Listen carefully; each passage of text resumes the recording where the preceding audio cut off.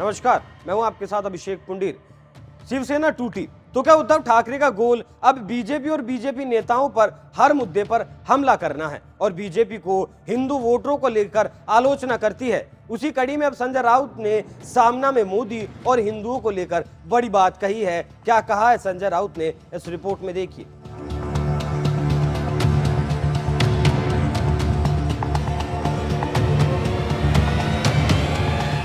शिवसेना, कांग्रेस और एनसीपी की सरकार को गिराकर बीजेपी ने सरकार बना ली और शिवसेना को अपनी शक्ति के बल पर तोड़ दिया। इसके साथ ही साथ एनसीपी को भी बीजेपी ने तोड़ दिया। तभी से शिवसेना नाराज है और बीजेपी पर लगातार हमला करती आ रही है।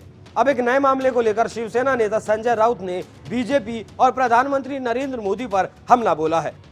अगर खबरों की माने तो शिवसेना यूबीटी नेता और सामना के कार्यकारी संपादक संजय राउत ने अपने साप्ताहिक कॉलम रोक टोक के जरिए बीजेपी पर हमला बोला है। राउत ने सामना में लिखा है कि आज देश चलाने वाली सभी एजेंसियों पर एक गुट का कब्जा है। महाराष्ट्र के साथ पूरा देश धोखाधड़ी के शतरंज में फंस चुका है। साथ ही उन्होंने बीजेपी के साथ जुड़े राजघरानों पर मुगलों के गुलाम होने का भी आरोप लगाया। संजय राउत ने सनी देओल के बंगले को लेकर बैंक के नोटिस की वापसी पर भी हमला बोला। संजय राउत ने लिखा कि बीजेपी के एक सांसद और अभिनेता सनी देओल ने कर्ज नहीं चुकाया तो जुहू स्थित बंगले की नीलामी किए जाने की घोषणा कर दी गई, लेकिन बैंक ने 24 घंटे में ही तकनीकी कारणों का हवाला देते हुए नीलामी को रद्द कर दिया। उसके 15 दिन पहले ही कला निर्देशक नितिन देसाई को आत्महत्या करनी पड़ी थी।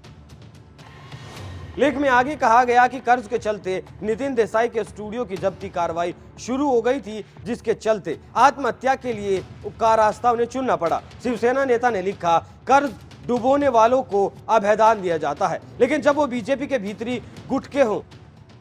राउत आगे लिखते हैं कि 50 कंपनियों के हजारों करोड़ माफ कर दिए जाते हैं, लेकिन नितिन देसाई को 100-125 करोड़ के लिए आत्महत्या करनी पड़ी। भूमिपुत्रों को ये भूलना नहीं चाहिए। लेख में आगे कहा गया कि जैसे चुनाव नजदीक आ रहे हैं, वैसे केंद्रीय जांच एजेंसी ज्यादा आक्रामक और हिंसक बनती जा रही है। झारखंड के मुख्यमंत्री हेमंत सोरेन को ईडी का समन, छत्तीसगढ़ के सीएम भूपेश बघेल और ममता बनर्जी के भतीजे अभिषेक बनर्जी के करीबियों पर ईडी के छापे इसका उदाहरण है। हिंदुत्व पर प्रहार करने वाले सभी लोग बीजेपी में आ गए, जिनके पूर्वज मुगलों की चाकरी करते हुए खुद को धन्य मानते थे। आज उनके वंशज बीजेपी के साथ दिखाई दे रहे हैं। इनमें से कईयों को बीजेपी ने सांसद विधायक निर्वाचित कराया है। इससे आप समझ सकते हैं कि कैसे बीजेपी पर आजकल शिवसेना आक्रामक है। अब देखना होगा कि चुनाव आने तक ये लड़ाई कितनी तीखी होती है और देखना यह भी दिलचस्प होगा कि गठबंधन महाराष्ट्र में कितना नुकसान बीजेपी को पहुंचाता है। आप इस खबर पर क्या राय रखते हैं? अपनी राय हमें कमेंट कर